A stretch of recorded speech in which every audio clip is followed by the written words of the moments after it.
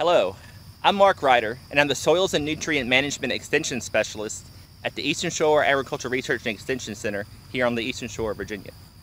As part of our field day presentation, we wanted to showcase some of the sensors that we're utilizing within Virginia farms across the state of Virginia to monitor cover crop impacts on your soil over time. This is also a very useful tool for actively monitoring how using cover crops can overall increase soil moisture to provide for your corn crops, for instance, here in Virginia. So the sensors have been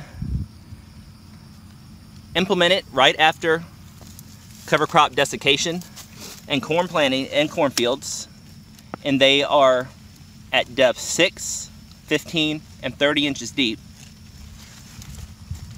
in the soil profile, so we can monitor soil moisture at different depths.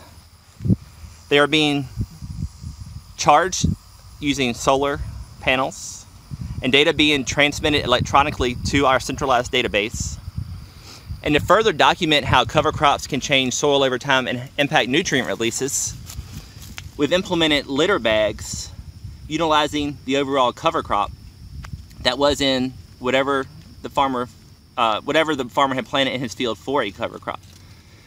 So these cover crop bags were taken at time point 0, 2 weeks, 4 weeks, 8 weeks, and so forth over the corn growing season, so we can actually monitor cover crop degradation and soil nutrient release in these particular projects.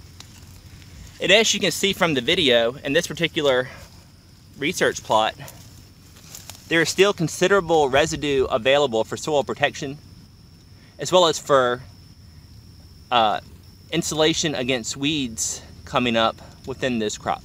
Another thing to note is some of the nitrogen deficiencies that we're seeing in this particular field, which we'll discuss further in another presentation in this field day by graduate student Joey Haymaker.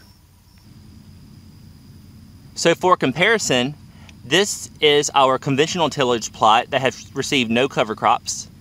We have the same sensors in the soil to monitor soil moisture over time. And another really interesting fact you can see is that there's, of course, no cover crop for ground protection.